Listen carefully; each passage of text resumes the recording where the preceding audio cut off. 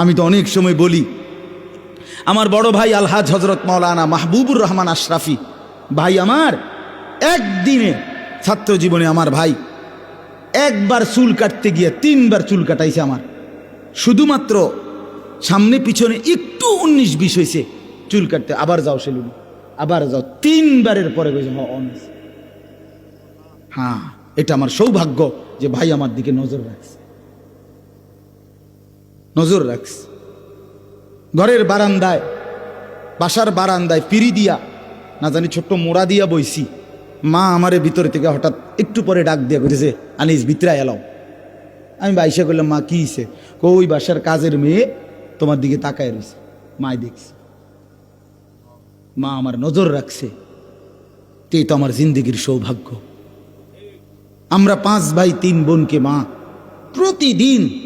প্রতিদিন ওই স্কুলের ঘন্টা ফেটে যেই বেল, যেটা দিয়ে আমরা টুংটুং বাইরায়, এইটা দিয়ে আমাদের রুমের সামনে গিয়া মা আজীবন মারে দেখছি।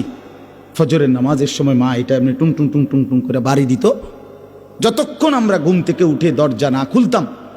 আমার যখন 2টা বাচ্চা হয়েছে, তখন আমার বিবি আছে, আমার সন্তান আছে, আমি ওয়াজ মাহফিলে বয়ান করি, তখনও মা আমার এই বেল ফিরে ফজরের নামাজের সময় উঠেছে, একদিনও ছেড়ে দেয় নাই।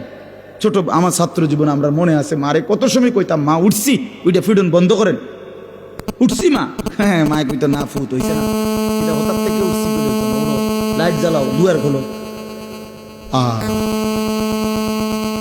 ভাইয়া এটা ভাইবা দেখো ছেলেরা, এই যে কয়জন ছেলে বসছে, কেউ তোমারে ডাকে না, কারণটা কি বাবা?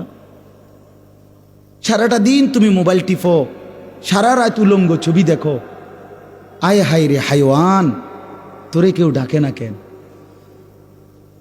তোরে নিয়ে কেউ ভাবে না কেন? কি মুসিবত তোমার উপরে আসছে তুমি জানো না তো? এই জন্য বাপ, কোরআনুল কারীমে আল্লাহ বলছেন, কুলু ওয়া তামাত্তাউ কালিলান ইন্নাকুম মুজরিমুন। বান্দা, কিছু সময়ের জন্য দুনিয়া খাও, ভোগ করো, শুধু মনে রাখো তুমি নাফরমান। খাইতে দিচ্ছি আমি, অসুবিধা নাই, কোরআন শরীফের আয়াত। সকালে নাস্তা খাইতে বসছো, আল্লাহ বলে বান্দা খাও, অসুবিধা নাই, আটকাইতাম না, শুধু মনে রাখো ফজরের নামাজ পড়ো নাই। রাত 10টা বাজে খাইতে বসছো, নাফরমান বেঈমান, আল্লাহ ডাক দিয়ে বলে ঠিক আছে খাও, খাইতে আমি বাধা দেব না, খানা আমি কুত্তারেও খাওয়াই। হ্যাঁ, আরে নাফরমান।